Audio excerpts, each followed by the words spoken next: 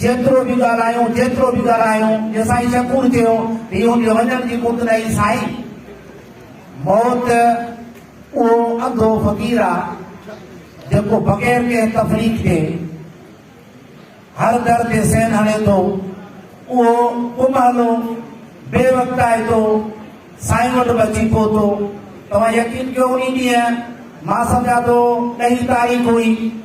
मुंहिंजी घरवारी जो इंतकाल थी वियो 9 तारीख़ ते मां पंहिंजे तॾहिं ते वेठो हुउसि मां हिकिड़ो ॾींहुं अॻु में फेसबुक बंदि करे छॾियो जॾहिं हिकिड़ो ॾींहुं अॻु में साईं शकूर सां फेसबुक ते पोस्ट ॾिठी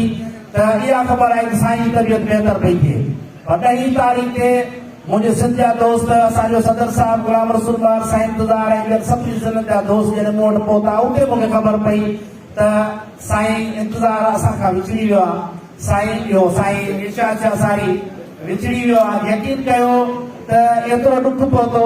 जो जंहिंजी का हद कान्हे पर ही साईं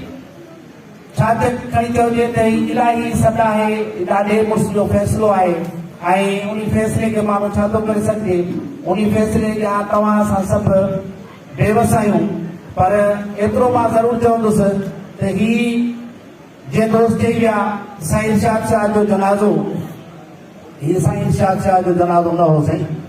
हीअ ठटे जे हिकु मोहबती माण्हू जो ठटे जे शऊर जो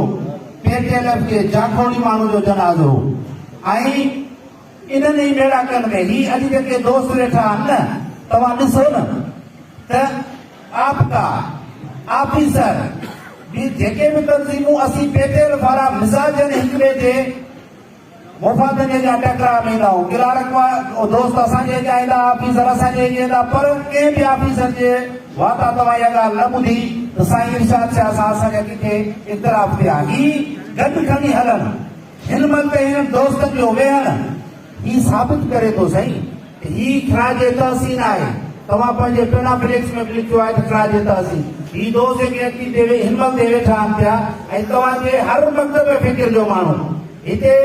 तव्हांजा साहबी हज़रात बि आया तव्हांजा ऑफिसर तव्हांजे क्लार्क तव्हांजो तंज़ीमूं तव्हांजी दस्ता ऐं हिन महिल ते ही दोस्त असांखे ॿुधनि वेठा ही इरशाद शाह जी मोहबत आहे ऐं मां सम्झां थो साईं जे वञण खां बाद में जेको बि